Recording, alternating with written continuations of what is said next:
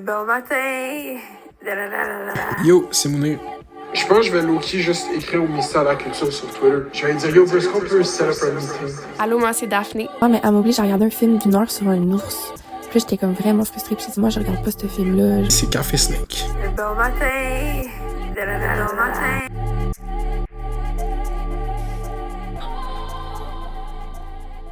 Bonjour! Bonjour, bienvenue aux lignes ouvertes de Café Snake. Comme on vous avait dit, on est présentement en vacances, mais on vous enregistrait des épisodes de Ligne ouverte où est-ce que vous nous avez envoyé vos opinions et questions et nous allons réagir au mieux de nos capacités.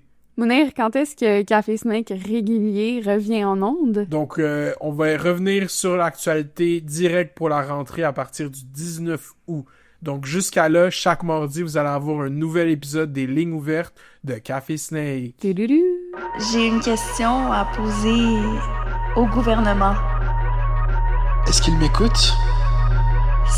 C'est ça. Les lignes ouvertes. De Café Snake. Yeah! Bonjour, monsieur. Bonjour! Aujourd'hui, j'aimerais parler de Nick Suzuki. Et cette année, c'est les Laurentides. Oui. Il y a tout pour vous plaire, cet endroit? Oui. C'est bien pour le camping. Cole Caulfield, il a pas marqué 40 buts. La société en général. Bon, ça me plaît pas. Je trouve qu'on subit déjà beaucoup l'influence américaine. Ça me plaît pas. J'appelle parce que... Donc là, on va écouter le take de Charles. Salut à vous deux. En fait, je sais pas si mon sujet fitterait dans votre ligne directrice du podcast.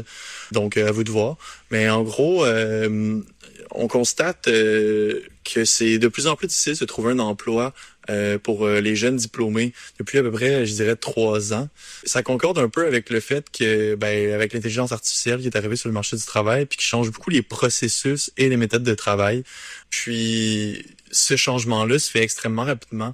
Ce qui me fait me demander, ces jeunes-là qui ont de la difficulté à se trouver un emploi, quel impact ça aura sur leurs connaissances de par le fait que pendant qu'ils sont pas à l'école ni en emploi, doivent par eux-mêmes évoluer leurs compétences en raison de ces nouveaux outils-là qui arrivent sur le marché du travail.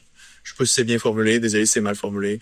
Mais en tout cas, bonne journée. Merci, Charles. Ouais, merci beaucoup, Charles. Ben, tu sais, je pense que ils engagent pas beaucoup ces compagnies-là. Puis là, je sais pas dans quel secteur t'es, là, mais j'imagine, c'est genre un white-collar job, genre peut-être travailler pour une compagnie d'assurance, travailler pour une banque, travailler pour peu importe quel domaine qui nécessite pas nécessairement une expertise technique, là, mais genre, moi, je pense, tu sais, le fait qu'ils engagent pas, c'est qu'ils renouvellent pas les gens qui prennent leur retraite, là, je pense que c'est ça le phénomène qui se passe. Puis c'est dans l'optique de comme sauver de l'argent, genre, général. Faut pas directement faire le lien AI puis moyen d'embauche, là, quoique ça peut être alléchant. Je pense que ça peut être utilisé, notamment l'arrivée de l'AI sur le marché par les entreprises pour justifier des coupes d'emplois.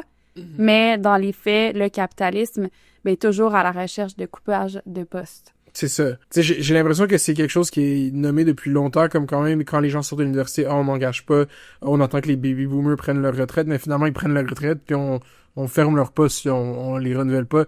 Ils parlent beaucoup de faire ça dans la fonction publique au Québec parce qu'il y aurait trop de fonctionnaires. Tu sais, j'imagine que l'intelligence artificielle ou les grands modèles de langage ont un rôle à jouer là-dedans, mais ça dépend encore une fois du secteur, tu sais, comme. Oui, tout à fait. Mais par rapport, tu sais, à ChatGPT qui va nous rendre plus niaiseux, là, tu sais, ça a circulé beaucoup dans les dernières semaines. Juste mentionner que moi, je prendrais ces résultats-là avec des pincettes. Là, il y a une étude qui était sortie, mais c'est une étude qui n'a pas été peer-reviewed, donc qui n'est pas révisée par des pairs. Bon, bien sûr que ça peut faire peur, mais encore une fois, il faut faire attention à qu'est-ce qu'on lit, puis sur combien de gens est-ce que cette étude-là a été réalisée, puis c'est quoi les paramètres. Là. Je pense que j'ai lu un peu là-dessus, puis ça m'a pas nécessairement convaincue. Ce qui est certain d'arriver, par exemple, c'est un processus de déqualification. Toi, tu parlais d'emploi qualifié versus non qualifié. Ben, il y a une demande pour plus de travail non qualifié avec des outils comme ChatGPT. C'est une demande pour finalement pas moins d'emplois, mais pour des emplois moins bien rémunérés. Donc, on veut avoir des travailleurs moins bien qualifiés pour être en mesure de moins bien les payer. Et ça, c'est le dilemme automation vs augmentation. C'est pas nécessairement parce qu'il y a des parties d'une job qui sont automatisées qu'il va y avoir moins de jobs à faire. Hein. Souvent, moi, quand ChatGPT est arrivé sur le marché, j'avais une amie en Argentine qui travaillait, qui faisait des sites web à distance pour des Américains. Puis là, tout d'un coup, on lui a demandé d'utiliser ChatGPT. Ce qui est arrivé finalement, c'est qu'on lui demandait de faire plus en moins de temps. C'est pas qu'on lui donnait moins de job à faire. Dans les faits, c'est juste ses conditions de travail qui se sont dégradées. Après ça, j'ai un take d'une femme, Melanie Mitchell, qui est une chercheuse enseignante à l'Université de Santa Fe, qui écrit sur l'AI. Puis que c'est ça, elle dit que si on définit les emplois juste en termes d'une succession de tâches ou d'une liste de tâches, ben en réalité, on élimine peut-être les aspects les plus nuancés puis les plus difficiles à automatiser dans ces emplois-là, qui se situent, eux, à la frontière, justement, entre ces différentes tâches-là. Puis elle demande, tu sais, est-ce que c'est possible pour vous de décomposer votre propre travail en un ensemble de tâches super définies de façon à ce que chacune de ces tâches-là soit automatisée? Est-ce que votre travail dans son ensemble pourrait être automatisé? Puis elle dit, je pense que la plupart des gens répondraient non. Parce que quand on passe au travail des autres, ben c'est sûr qu'on le comprend pas aussi bien que le nôtre, notre travail, puis que le modèle de la liste de tâches à être automatisée nous paraît plausible, mais c'est parce qu'on n'est pas capable de comprendre cet emploi-là qui n'est pas le nôtre dans toutes ses nuances, que l'absence de spécification précise de bornes dans les tâches qu'on a à faire dans le cadre de notre emploi, ben c'est souvent ça qui rend les tâches désordonnées, complexes, difficilement automatisées. Finalement, là, j'avais un autre point aussi par rapport à cette question-là, ce take-là, tu sais, comment ChatGPT s'immisce même en nous, puis va peut-être altérer notre façon d'être, notre façon de penser, nos facultés. Il y a un article qui est sorti tout récemment dans The Verge, là, je vais le mettre dans les notes de cet épisode, qui s'appelle « You Sound Like ChatGPT ». Et là, c'est une étude, finalement, sur l'impact de ChatGPT ou des grands modèles de langage sur la façon qu'on écrit, qu'on parle. Puis là, ils disent qu'effectivement, il y a des mots qui ressortent souvent, que ChatGPT va cracher plus facilement, là, statistiquement, comme tapestry, que ChatGPT va favoriser, puis qui vont s'immiscer dans notre vocabulaire à nous aussi. Mais ça disait aussi que les chercheurs qui documentent ces changements-là ont remarqué que c'était pas juste le vocabulaire de ChatGPT qu'on se mettait à émuler, mais aussi la tonalité de ces messages. Ce qu'ils disaient, c'est que les études actuelles se concentrent principalement sur le vocabulaire, mais les chercheurs soupçonnent que l'influence de l'IA commence à se manifester dans le ton de nos messages, sous la forme d'un discours plus long, plus structuré, puis une expression émotionnelle qui est peut-être plus atténuée, peut-être un peu plus neutre, mettons. Fait que oui, c'est sûr que ça nous influence, la technologie nous influence et nous influençons la technologie. Merci beaucoup pour ton take. Et maintenant, on va prendre le take de Marie-Lise. Bonjour, Daphné, Mounir. C'est Marie-Lise ici. Le message est surtout pour Mounir, dans ce cas-ci, mon jumeau de fête, d'ailleurs. Mounir, tu m'aimeras pas. Je veux parler de souveraineté. Moi, je suis une vieille madame, comme tu sais, là. Mon grand-père s'était présenté pour l'Union nationale. Je suis née d'une famille souverainiste. J'ai toujours été souverainiste. Nous autres, le 24 juin, on faisait la montée du drapeau. Dès que j'ai eu l'âge, j'ai milité pour le premier référendum. J'étais au secondaire. Après ça, moi, je suis devenue journaliste, fait que je me suis calmée sur mes opinions. Puis j'ai même mis une pause à ma carrière souverainiste, ma carrière de journaliste, pour militer pour l'indépendance à peu près en 2010. J'ai travaillé comme employée politique au Bloc québécois. En tout cas, c'est une grosse affaire. Militer, je suis un peu gênée de le dire parce que j'ai milité à ce moment-là avec les jeunes du Parti québécois. Puis c'était bien évidemment dans la charte. Fait que moi, je me considère comme une traumatisée, une défroquée de l'indépendance depuis tout le virage au Québec ici, la charte des valeurs, le repli nationaliste. Vraiment, moi maintenant, j'associe ça, l'indépendance puis le nationalisme à un repli identitaire. J'ai vraiment changé mon take là-dessus parce que moi, ce qui m'importe vraiment, c'est le bien commun, le bien collectif, la pensée collective, les valeurs progressistes, le féminisme, l'environnement, le partage des richesses. Puis ça, je le vois pas dans le mouvement politiquement parlant, indépendantiste. Maintenant, je suis contente de voir, j'ai écouté ton micro-mag, c'était vraiment intéressant, puis je vais être la première en tant qu'autrice maintenant, puis éditrice, puis tout ça, de me réjouir que la musique, puis peut-être même les livres, mais la culture québécoise soit mise de l'avant dans la jeune génération. Je peux pas m'en réjouir davantage, mais je vois quand même un certain angle mort. Évidemment, c'est ça, en tant qu'autrice féministe, j'ai remarqué, c'est pas mal des jeunes hommes, puis des jeunes hommes blancs qui font mousser l'indépendance sur les réseaux sociaux, puis ça ressemble assez superficiel. Puis si je comprends la critique de c'est pas juste faut être inclusif, c'est pas juste les intellectuels, mais quand même, c'est un gros move de faire l'indépendance, fait que ça prend des arguments, je trouve, là, pas juste je veux pas la reine sur mon billet de banque. Puis je trouve que, je sais pas, tu sais, faire un pays sans l'égalité entre les genres, sans l'égalité entre les gens, je trouve pas ça très progressiste puis intersectionnel, avant que j'en ai manqué des bouts. Pour moi, je vois plus comme un autre effet de mode qui se répand en ligne, tu sais, je vois ça comme une autre grande illusion, tu sais, quand on va avoir le pays, tout va bien aller, mais je suis pas sûre qu'il faut voir les choses comme ça. Puis moi, avec le temps, j'ai été plus tentée de voir les choses entre urbanité puis ruralité, entre se parler les uns les autres puis rester sur son quant à soi. Je pense que des personnes progressistes, il y en a partout au Canada, puis notamment pas seulement dans les grands centres. Puis c'est ça, je sais pas, tu sais, moi quand j'étais plus jeune puis je militais, j'étais aussi radicalisée puis je disais ça, des fausses fédéralistes puis tout ça, mais on dirait que j'en suis revenue de tout ça puis je veux juste travailler avec des gens qui veulent un monde meilleur, aussi simple que ce soit, qui veulent le bien commun, qui pensent en collectif puis qui oublient personne, que personne soit laissé derrière, pas c'est les minorités quelles qu'elles soient. Donc je sais pas, c'est pas ça que je sens, puis je sais pas pourquoi je veux en parler, mais je vais ouvrir la discussion parce que c'est moi-même, je me comprends pas là, je devrais être contente puis je le suis pas quand je vois ça, je suis pas rassurée. Let's go Marie-Lise, I'm with you. That's crazy. Non, je comprends totalement ton feeling, puis je pense que on va commencer par le début, là, tu sais, comme le tournant identitaire que comme le mouvement souverainiste a pris dans les années 2000, je pense que, tu sais, on pourrait mettre plein de causes, tu sais, comme il y a eu une augmentation de l'immigration, une augmentation principalement aussi de l'immigration musulmane. Je pense que c'est ça vraiment qui est arrivé. Tu sais, la commission Bouchard-Taylor qui a amené à la Charte des valeurs, qui a amené à la loi 21, tu sais, comme toute cette progression-là. Les attentats à la mosquée de Québec, pour moi, qui a été quand même... tu sais, comme s'il y avait une affaire qui m'avait turn off au Québec. Tu sais, c'est arrivé quand j'avais 18 ans, genre 19 ans. Ça m'avait vraiment marqué. J'ai genre justement que de l'empathie pour les gens qui ont comme ce feeling-là par rapport à l'indépendantisme québécois. Moi, où est-ce que je suis là-dessus, c'est que personnellement, genre, ou politiquement, je pense que le nationalisme, c'est un outil qui est très puissant pour faire des changements sociaux et politiques.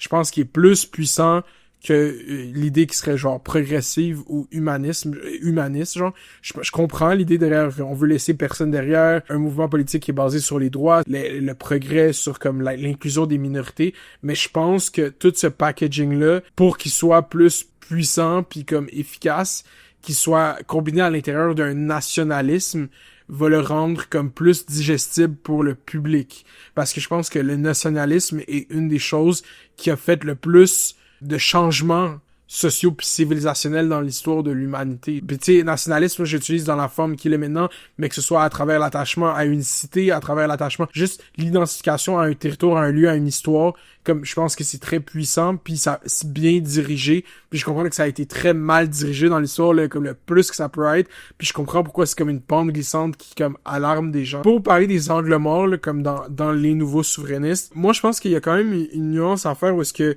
oui, il y avait quand même des hommes qui sont mis de l'avant, là, je pense qu'ils sont calculés comme les intervenants dans le documentaire. Il y a les deux rappeurs qui c'est des hommes, il y a Fruité, il y a la présidente de Oui Québec, après dans les Vox Pop, c'est quand même paritaire, là, puis il y a quand même eu un effort. Mais je pense que l'idée, c'est que ce mouvement-là ou ce nouveau mouvement-là est surtout porté par des Ben ça, c'est comme, moi j'étais là, tu sais, comme j'étais là à la rencontre de Oui Québec, j'étais là au show de Kinji, j'étais là à Saint-Jean. Moi, je voyais pas comme overwhelming des hommes, genre je voyais beaucoup de femmes. Sur TikTok, les gens qu'on voit beaucoup porter cette trend-là, même mettre des mots là-dessus, genre un fit check jusqu'à temps que le Québec devienne un pays, c'est beaucoup des femmes, là, comme cette esthétique-là rejoint aussi beaucoup les femmes. Non, mais pas qu'elle rejoint pas des femmes, c'est plus l'idée que la figure centrale de ça, par exemple, ça pourrait être Kinji ou son frère, il y a pas genre un ban, oui, il y a des femmes qui font du rap, mais c'est pas elle qu'on a vu. Ben mais moi je pense que c'est juste comme ça que c'est arrivé, là. C'est un rappeur, il est devenu viral, c'est un homme. Au show où est-ce qu'il était il y avait Miserable. T'écoutes sa chanson Miserable, des fois, je suis en train de l'écouter. C'est une nouvelle rappeuse up and coming qui est dans la même scène que Kinji. C'est quoi qu'on essaie de dire? C'est que Kinji aurait dû être une femme? Ben, regarde, c'est systémique dans le sens où, comme souvent dans des espaces, dans des discussions où la politique est mise de l'avant, ça va être beaucoup plus des hommes qu'on va entendre. Ben, tu vois, dans toutes les rencontres de Oui Québec que j'ai été, c'est des femmes qui ont pris parole. Okay. Comme la présidente, c'est une femme. Tout le comité organisateur de la Saint-Jean, c'était beaucoup de femmes. À la soirée de financement, c'était une femme artiste qui performait. Là, son nom m'échappe en ce moment. Comme elle était pas comme blanche, disons. La nuance, c'est à faire avec Kinji, justement, et son frère, c'est qu'ils viennent comme du monde du rap. Tu vois, le poster qu'il y a dans la chambre de Kinji qu'il avait dans son entrevue à TVA, c'est un poster d'un underground rapper américain qui est comme vraiment hype chez les jeunes. Quelqu'un a pris une capture d'écran, l'a mis sur Reddit, c'est devenu comme viral sur Reddit aux États-Unis juste à cause qu'il il vient d'une culture qui est centrée autour de l'expression de soi aussi, mais de enlever les clivages entre genre comme les tensions, tu sais, comme il y a de quoi d'unificateur dans le rap qui est, oui, a été approprié par des blancs, mais qu'à la fin de la journée, si Kinji, il veut vraiment être pris au sérieux dans la scène rap, faut qu'il aille à Rap Politique se faire interviewer par 2 Haïtiens. Tu sais, comme, il fait partie d'une communauté, d'une scène qui est multiethnique, genre. Mm-hmm. Puis tu sais, après, dans ses propos, dans qu'est-ce qu'il discute, il y a 17 ans, mais tu sais, juste ses bars, c'est sa musique, tu sais, comme elle a clairement un message politique qui est connoté. Moi, je pense que c'est quand même peut-être une erreur que j'ai faite, que moi je croyais qu'il était la bonne chose. Maintenant que je vois que ça revient souvent, c'est comme l'absence de politique dans les nouveaux souverainistes. On parle pas de politique, on parle pas de projet politique, on parle vraiment comme d'une idée que du Québec pays, puis le Grand Soir, puis tout ça. Puis je comprends, moi j'avais comme une intentionnalité derrière ça, mais je pense que ça a laissé beaucoup trop de confusion dans comment ce message a été interprété puis récupéré par tout le monde. Moi, au début, je trouvais que c'était une bonne idée, mais est-ce que je stand encore avec ce choix-là? Mais je comprends comment ça peut créer de la confusion dans ça. Mais je trouve ça... Je pense que le burden est sur, mettons, moi ou n'importe qui tient ce projet-là live, de comme être ouvert, puis discuter, puis prendre avec empathie. Là. Moi, je suis pas comme les gens sur Twitter qui font « Ah, tu penses que je suis raciste parce que je suis indépendantiste? » Ben, fuck you. Je suis comme c'est zéro mon mindset par rapport à ça. Genre, je comprends totalement parce que j'ai moi-même déjà été là il y a comme pas si longtemps. Ben, c'est ça, moi, je connais pas l'historique, là, du mouvement souverainiste, mais je me suis comme replongée dans la nuit de la poésie récemment, puis là, j'étais comme un peu... j'avais fumé du pot, fait que j'étais comme, je vais faire des recherches. Puis, je suis tombée sur un article qui avait été écrit par un écrivain, chercheur français sur Speak White, là, de Michel Lalonde. À lire son paper, en tout cas, j'ai compris que c'est un poème qui fonctionnait un peu comme un mime dans la culture littéraire québécoise parce qu'il avait souvent été repris puis souvent détourné. Puis c'est ça, c'est quand même comme un des textes qui résonne, là, genre dans cette mouvance-là québécoise, indépendantiste, tout ça, qui reprend le Speak White qui veut dire parler blanc, qui était... une insulte qu'on entendait dans les chantiers, dans les usines, tout ça, qui était dit par les cadres anglophones qui imposaient leur loi, leur parole, tout ça aux travailleurs. Au 19e siècle, Michel Lalonde l'a repris puis en a fait un refrain là, dans son poème que je savais pas pantoute puis que j'ai vraiment trouvé intéressant, c'est qu'en 1980, il y a un auteur de théâtre qui s'appelle Marco Miccone, mais tu sais, j'étais pas née en 80, qui a repris Speak White de Michel Lalonde puis il a fait un pastiche qui s'appelait Speak What, puis qui justement dénonçait un petit peu les angles morts du mouvement souverainiste au niveau des enjeux identitaires puis la situation aussi de l'intégration des personnes immigrées au Québec qui était devenue comme centrale dans les années 80. Je peux lire un extrait. Speak What? Comment parlez-vous dans vos salons huppés? Vous souvenez-vous du vacarme des usines and of the voice des contremaîtres? You sound like them more and more. Tu sais, il y a comme un renversement où finalement, cet état victimaire du colon français blanc, ben il est plus nécessairement d'actualité en 1980, puis c'est lui aussi qui finalement exclut celui ou celle qu'il perçoit comme autre. Puis ce qui est mis en exergue là-dedans, c'est l'importance d'avoir un projet national qui s'érige pas contre un autre ou quelque chose ou quelqu'un, mais de faire quelque chose d'inclusif, puis d'avoir cette inclusivité-là quand on pense à la société puis à notre identité aussi. Là. Puis je suis vraiment d'accord avec ça, puis moi, c'est comme cette vision-là de l'indépendantisme que je propose, que je soutiens, en fait. Je l'ai dit plus tôt, mais je le redis, parce que je sais pas dans quel épisode ça va être ça, mais comme, pour moi, l'idée progressive, c'est le soutien à la disruption du statu quo. Je pense pas que c'est très progressif. Oh non, on va rester dans la situation actuelle. Non, c'est un gamble. Ça peut virer, ça peut être de l'instabilité, ça peut être un problème, mais c'est la nature même de comme la pensée de gauche, selon mon analyse, genre. Fait que je comprends, je suis sûr que il y a des gens que je m'entends très bien à l'extérieur du Canada, à l'extérieur du Québec, je veux dire, je vais bien m'entendre avec eux une fois que le Québec va être un pays, ou au moins qu'on ait comme revu la place du Québec en Amérique du Nord, à tout le monde. Mais je comprends, puis tu sais, je pense que de quoi qu'on parle, c'est vraiment comme l'avènement aussi de Québécois qui comme s'est mis à copier l'espèce de Vincent Bolloré, tout le média conservateur en France. Moi, l'affaire qui m'a le plus radicalisé quand j'étais jeune, une espèce de déni de mon identité québécoise, c'était vraiment toute la haine que je voyais dans les commentaires du Journal de Montréal puis TVA Nouvelles. Moi, je suis quelqu'un tellement, depuis que je suis très jeune, lis les commentaires, tu sais, il y avait tellement de haine islamophobe encore. Mais là, tu sais, les médias sont plus sur Facebook, mais genre, mettons sur Twitter, mais à quel j'ai vieilli, mais quand j'étais jeune, ça me marquait tellement. Il y a une vidéo en 2018 sur mon Instagram qui est encore là, de moi qui s'offusque à cause que le Journal de Montréal fait des sous-entendus sur une famille syrienne qui a passé au feu. Puis là, tu vois dans les commentaires, c'est comme, oh my god, ils sont 10 qui vivent dans une maison, oh my god, ils sont pas tous morts. Tu sais, comme il y avait, j'ai tout le temps eu l'impression que comme les gestionnaires de ces pages Facebook-là savaient un peu qu'est-ce qu'ils faisaient puis voulaient générer plus d'engagement en général de la haine sur les musulmans. C'est pour ça que je pense que ça a vraiment eu un problème dans le tissu social du Québec. Je comprends les progressifs millennials qui sont désenchantés puis qui auraient voulu que tout ça se passe en 2012. Genre, je comprends, mettons, les immigrants de deuxième génération, genre, mon opinion est tellement pas majoritaire mais tellement pas proche pour l'instant, mais je pense qu'il y a une tendance qui peut être faite pour que ça le soit, genre. C'est ça. Puis juste dire, genre, je fais pas de politique, genre, tout le monde. Ah, t'es sûr, Monet? Je suis un artiste. Ouais. Ok. I'm not a rapper. Merci, Marie-Lise, pour ton take. Merci. Donc, prochaine take de Daphné. Ouais, c'est ça. Elle nous a envoyé en format écrit, là, fait qu'on l'a mis en text-to-speech, là, mais c'était ça, basically. Salut Daphné et Mounir. J'avais une proposition de sujet pour un éventuel segment de Café Snack. J'écoute votre podcast, La meilleure au Québec of course, depuis un petit bout et c'est un sujet qui a été abordé ici et là au fil de quelques épisodes sans avoir un deep dive complet. L'impact que les procès de personnalités connues ont sur la culture et la conscience collective. Luigi Mangione, Sean Combs, Heard Depp, Lively et Baldoni, etc., ça fait longtemps que je me demandais sous quel angle vous pouviez dig de l'information sur ce sujet. Les informations qui sont mises publiques ou pas, les photos et les dessins venant de la cour. Je me demande quels sont les impacts et ce que ça révèle de notre billet et d'où on est rendu en société. On a vu beaucoup de pages idolâtrer Luigi, et plein de débats sur Internet sur les camps que les gens prennent lorsque c'est des conflits entre deux individus. Je ne sais pas si c'était clair comme pitch mais bon. Je suis tombée ce matin sur un TikTok de personnes qui ont même créé une pièce de théâtre mettant en scène 3 de ces figures médiatiques sous un angle carcéral. Au plaisir de vous entendre bientôt. Qui est vraiment intéressant, oui, l'impact que les procès des personnalités connues ont sur la culture, la conscience collective. Je pense qu'il y a même des journalistes là, qui ont beaucoup abordé ça aux États-Unis, dont Kat Tenbarge.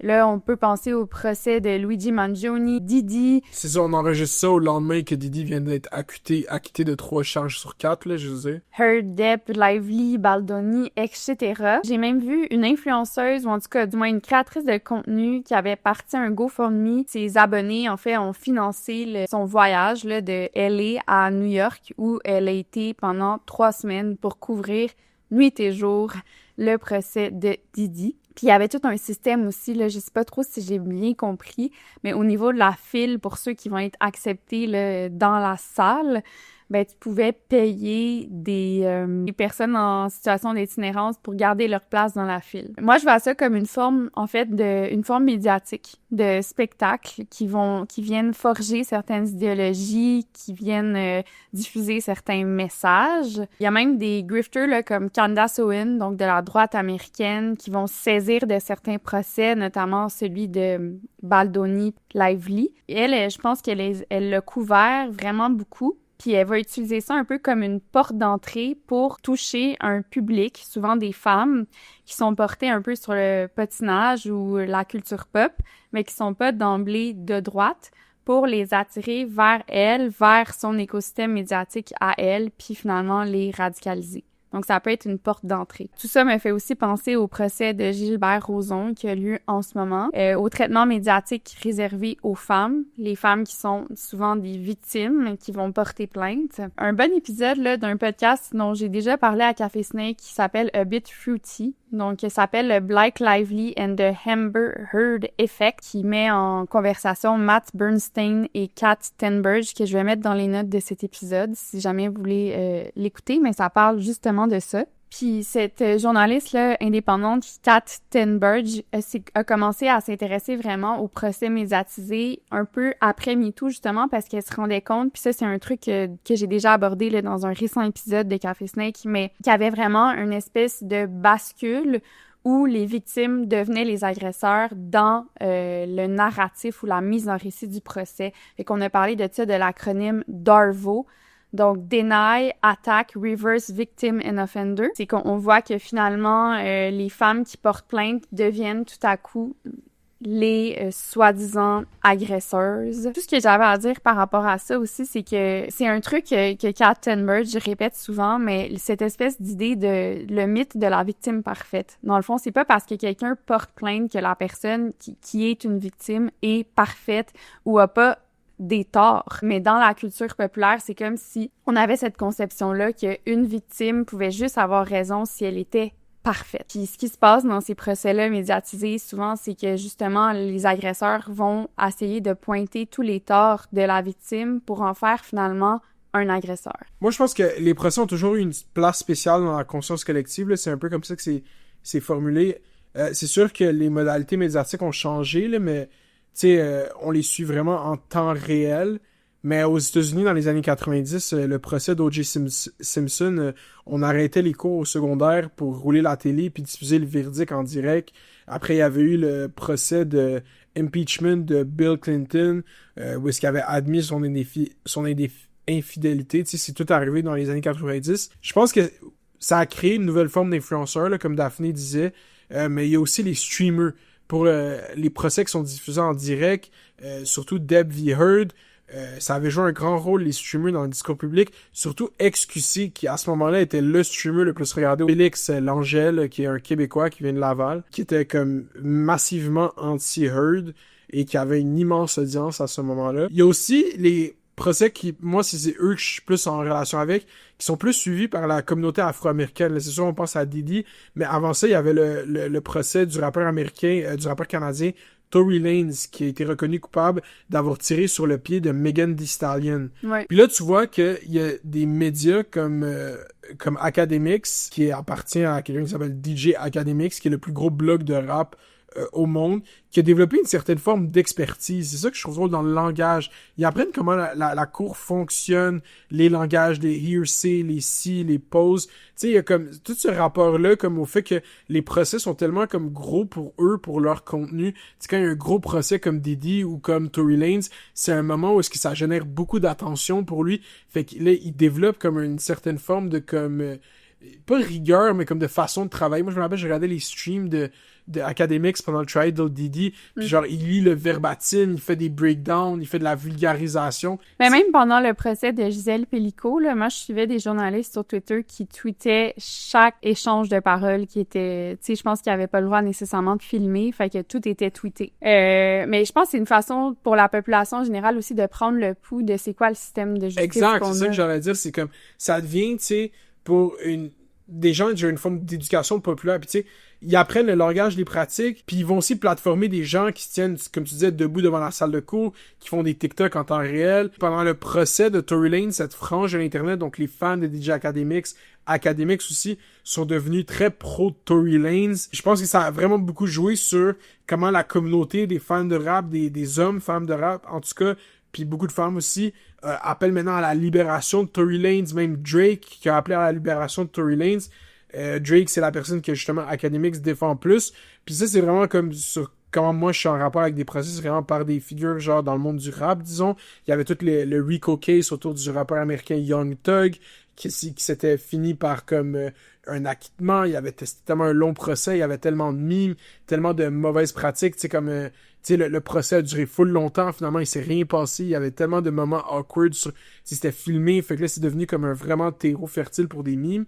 Puis aussi, puis là, ça c'est comme, tu sais, on est dans Café Snake version estivale. Tu sais, comme moi, ma théorie, là, vraiment, puis j'ai essayé d'expliquer ça à Daphné, mais genre, tu sais, ça fait aucun sens, mais genre, c'est de quoi que genre... Quoi? J'essaye de...